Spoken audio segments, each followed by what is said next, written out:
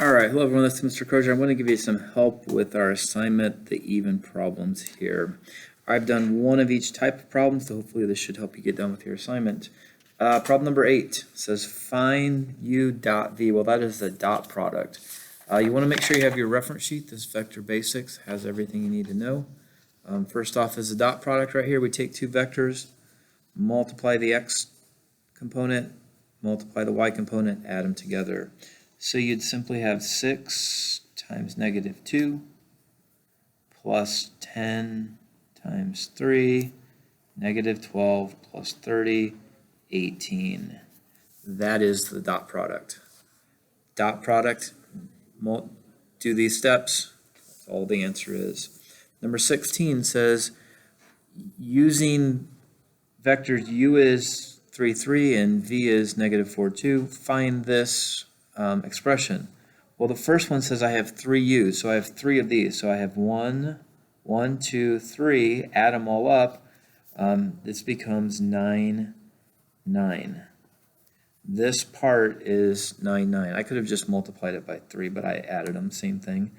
And now I have to dot it with this vector here.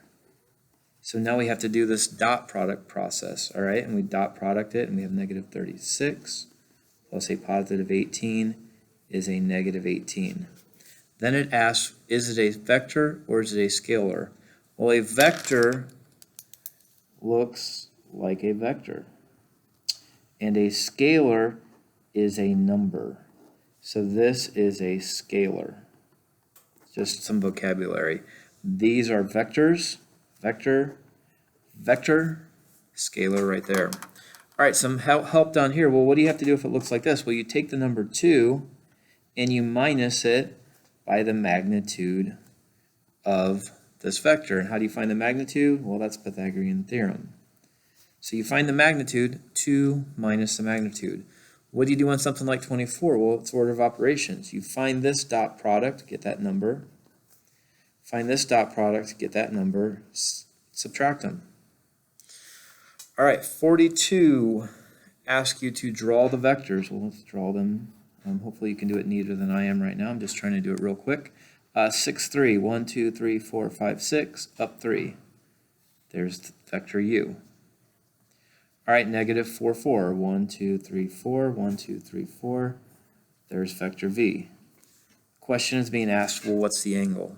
Well, if I put my protractor on here, see here, that's pointing to somewhere up to maybe 100, something like that, not quite sure. All right, so we have a formula, and the formula is the cosine of that angle is the dot product of any two vectors times the magnitude of both of those vectors.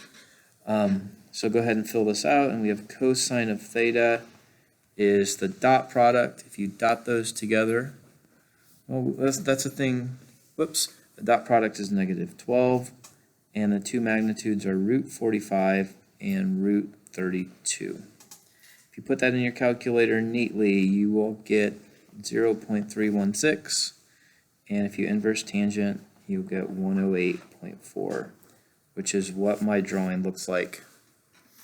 All right, problem 46 here, we're going to use graph paper. It gives you 3 points, and you have to find the angles, so I graphed them. Right there they are, and I have to find the angles. Well, let's start down here at this angle. Well, if I put my protractor on there and measure it, it's about 40. So what do I need to do? Well, I have a formula again, right? Cosine of theta is the dot product of the two vectors over the magnitude of the two vectors. All right, the magnitude is that length and that length. But the only problem is, well, this is vector A and this is vector B. The only problem is that I don't know the vectors, I know the points. So you got to figure out the vectors. Let's subtract backwards. From here to here, that's 11. Subtract backwards is 6. That vector is over 11 up 6. This vector, if I subtract backwards, it's 4, 11. Oops. See the vector over 4 up 11. See this vector over 11 up 4. And then I can use this formula, just like I've been doing, find that angle. You can do the same thing to find this angle up here. and then just, once you find two angles, you could do 180 minus your two angles. If I call this angle beta, minus those, and I would get angle alpha over here.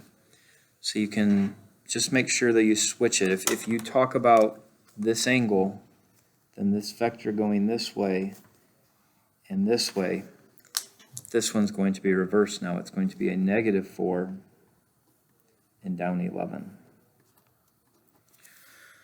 All right, and the last one, number 50. You're asked to find the dot product. Well, the only thing we know about a dot product is the cosine of an angle is equal to a dot product over the two magnitudes. And thankfully, they give us all this information. Cosine, we know theta, it's pi over 6. We don't know the dot product, let's call it x. We do know the two magnitudes, they are 100 and 250. That's just an equation we need to solve. Cosine of pi over 6 is √3 over 2. And x, if I multiply those, I have 2500. Should be able to simplify that down to a 125 √3 is your dot product.